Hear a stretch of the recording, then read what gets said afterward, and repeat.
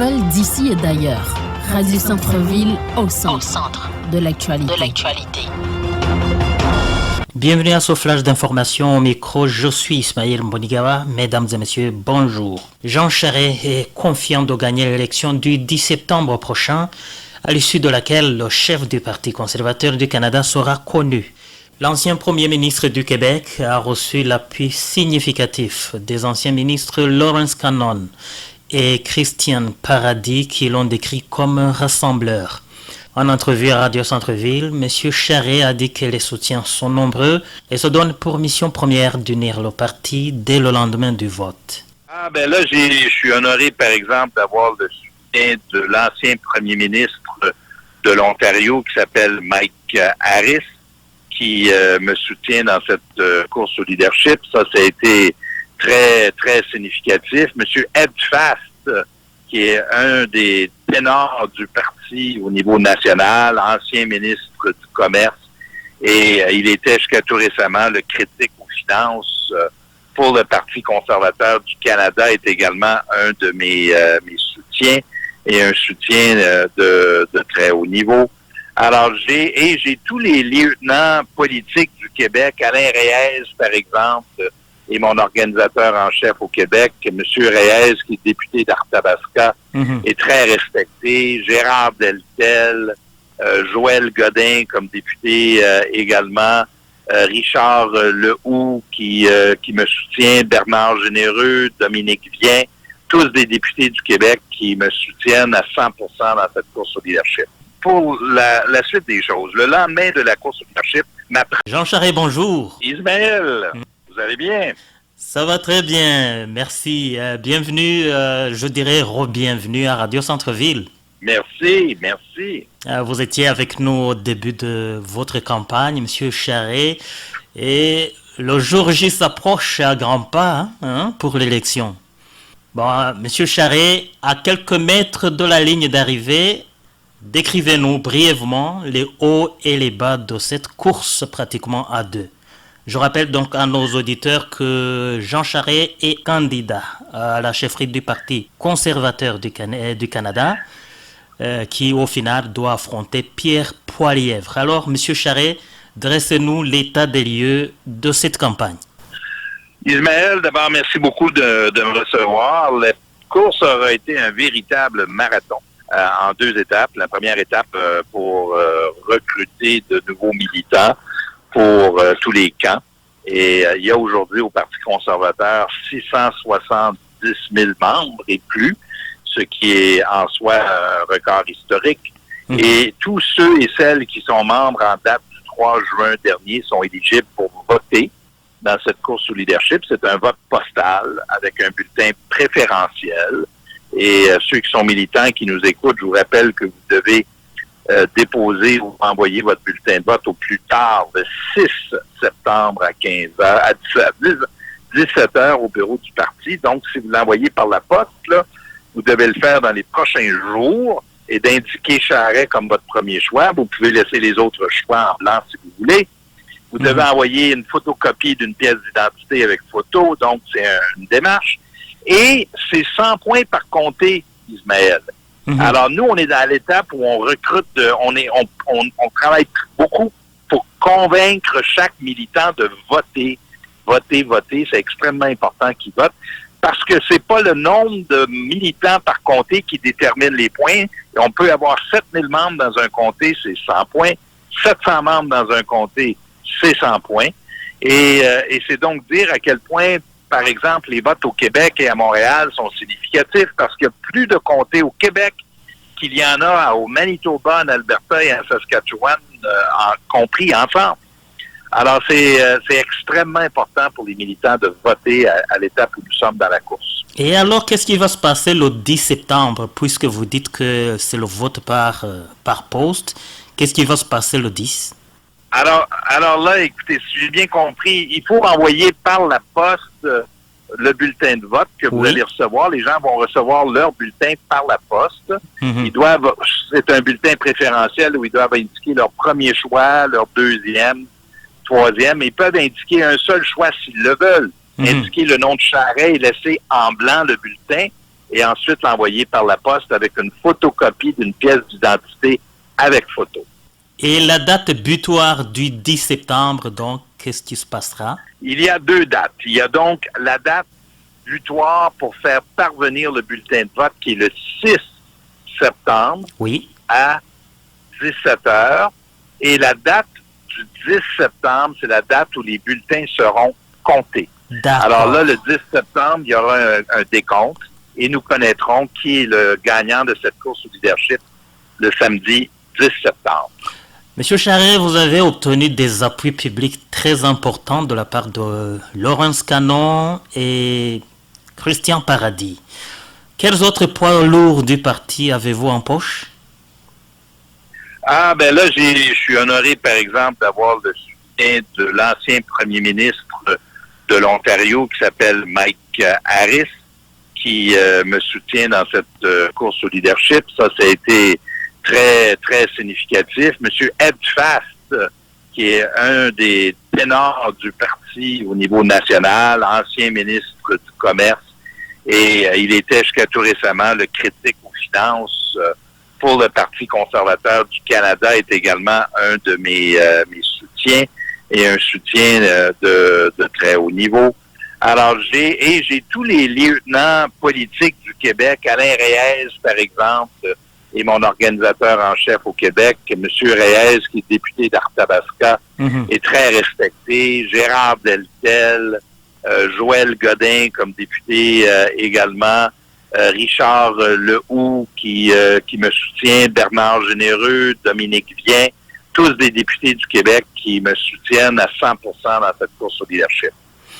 Et M. Charest, le parti est divisé. Il y a eu des défections majeures. Hein. Est-ce que Jean Charest, rassembleur, comme disent vos soutiens, Laurence Canon et M. Paradis, quelles seront vos stratégies de ramener dans les rangs du PCC Maxime Bernier et ses fidèles? Ah ben là, et pour la suite des choses, le lendemain de la course au leadership, ma première tâche sera d'unir le parti, le caucus et l'exécutif du parti, les membres.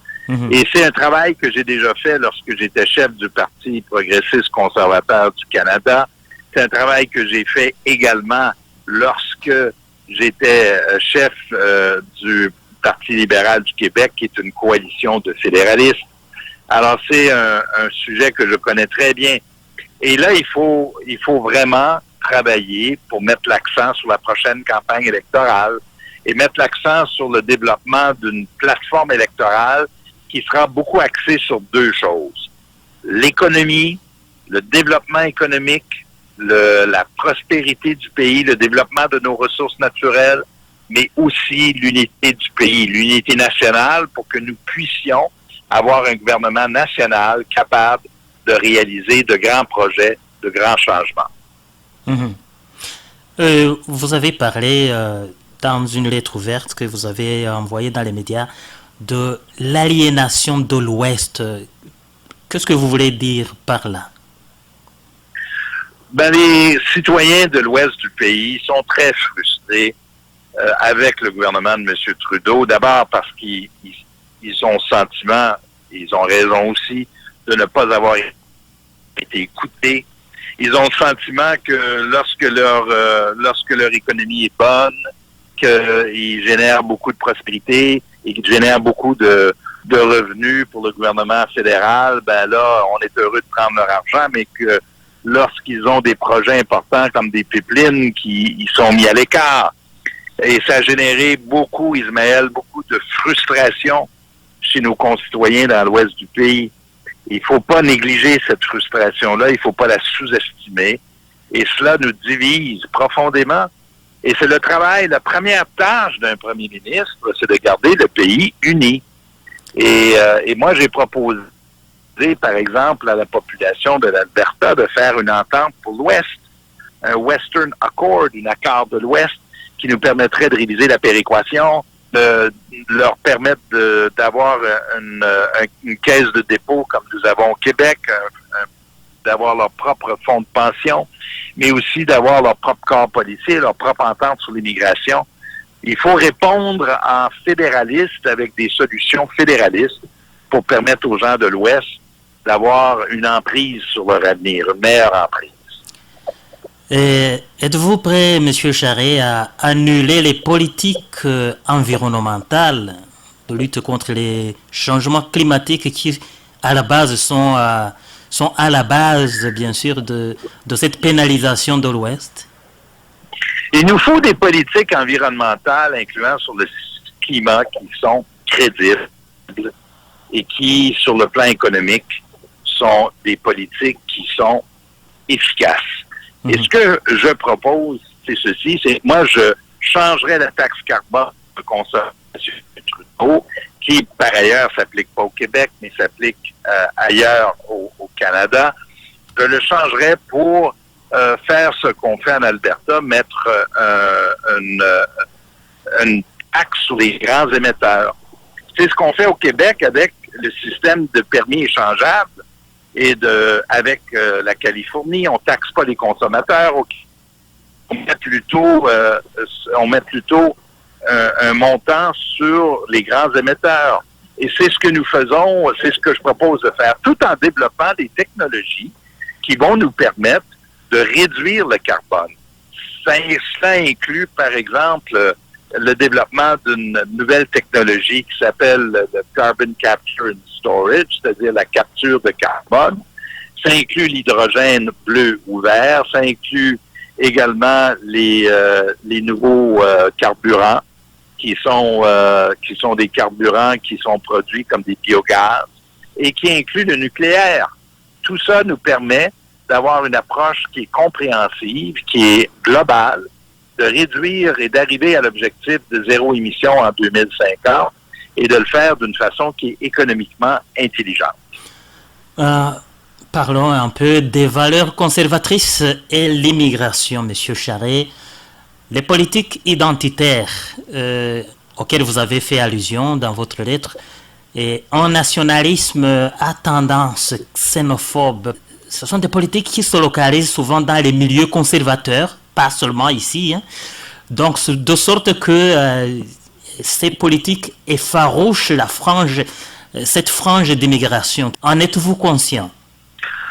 C'était ce que nous avons au Québec, avons eu avec la loi 21, c'est très inquiétant. D'abord parce que, et vous savez, juste pour parler de la loi 21, cette politique-là m'avait été proposée lorsque j'étais premier ministre. C'est-à-dire l'interdiction des signes religieux. Et j'avais refusé à ce moment-là de la mettre en vigueur. J'y croyais pas. J'y croyais pas tout simplement parce que ça visait une partie de la population qui méritait pas d'être ciblée. La loi 21 a un effet très important sur les femmes musulmanes, par exemple. Et cette politique identitaire, il faut la mettre dans son contexte où, au Québec, il y aura toujours des enjeux sur la langue et la culture. Cela n'est pas nouveau. Ça fait partie de notre réalité à nous et ce sera toujours le cas. Par contre, il faut aussi tenir compte des droits individuels. Et on peut très bien protéger notre langue et notre culture tout en respectant les droits des citoyens. C'est ce à quoi je crois et c'est comme ça que j'ai toujours gouverné. Pas besoin d'invoquer la clause non-obstant pour protéger la langue et la culture française. Monsieur Charest, ces lois du Québec qui provoquent des remous au sein de la population et des contestations même jusqu'aux portes du fédéral, notamment la loi sur la laïcité, comme vous avez dit, ce sont des lois qui pratiquement sont en contradiction avec la loi canadienne. Comment pensez-vous régler ce genre de problématique? C'est un sujet que devra éventuellement, sur lequel la Cour suprême du Canada devra éventuellement se pencher. Et j'anticipe que cette loi-là sera examinée par la Cour suprême du Canada. Et moi, j'ai déjà pris la position que mon gouvernement se prononcera sur la loi. Alors, ce sera à la Cour suprême du Canada de nous dire si oui ou non, compte tenu de ce qui est proposé dans la législation, si nous devrions la maintenir ou plutôt s'ils vont pas recommander des changements. Et il faudra attendre de voir ce que la Cour suprême recommande. Mais une chose est sûre, un gouvernement où je serais premier ministre se prononcerait sur la validité de la loi. Les personnes sur qui ces lois ont eu des effets désastreux, est-ce qu'ils seront éventuellement dédommagés? Ah, ben ça, c'est un grand sujet. Honnêtement, c'est pas un sujet que j'avais anticipé. Ça n'a pas été soulevé. Mais il peut très bien y avoir des poursuites. Peut-être qu'ils choisiront, eux, de déposer des poursuites. Je leur laisse le soin de déterminer s'il y a des fondements à le faire. Là, je vous avoue que ça m'étonnerait, mais enfin, ça n'empêche pas les gens d'aller tester cette question-là devant les tribunaux. On revient un peu en arrière au sujet du nationalisme méfiant, voire violent. Et en termes de valeurs humaines, moi personnellement, je pense que les afro-descendants ont des approches, des valeurs qui sont très proches des conservateurs. Alors, quand ils ont le sentiment d'être repoussés, Monsieur Jean Charest, pouvez-vous nous expliquer cette sorte d'ironie? Ben, nous vivons dans une société de pluraliste et une société de diversité, alors que nous partageons des valeurs communes.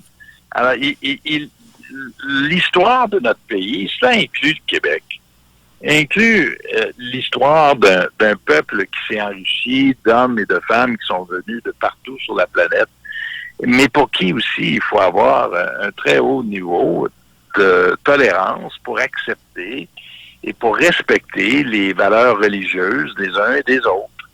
Et tout en reconnaissant que ces gens-là s'intègrent à la majorité francophone. C'est ce qu'on souhaite au Québec. Alors, pouvons-nous le faire? Nous l'avons déjà fait. Il faut continuer à le faire. On le fera toujours dans un contexte où il y aura une forte préoccupation pour la langue et la culture française. Je le reconnais. Ça fait partie de notre réalité, de notre pays. Mais honnêtement, c'est une tâche à laquelle nous nous sommes déjà dévoués depuis plusieurs générations et que nous allons continuer à réussir dans les années à venir. Parlons maintenant d'enjeux, à commencer par la COVID-19, qui, vous le reconnaissez, est une source de la division et même aussi de la peur au sein des citoyens. Ben, sur la COVID, on a de toute évidence, au moment où la COVID arrive, il n'y a pas de livre d'instruction pour les gouvernements. Il n'y a pas de précédent qui permet à des gouvernements de se fier sur des pratiques passées, sur la façon de gérer ça. Alors, il faut accepter le fait que les gouvernements y vont au meilleur de leur connaissance. Tendance à évidemment faire confiance à ceux qui sont des experts scientifiques.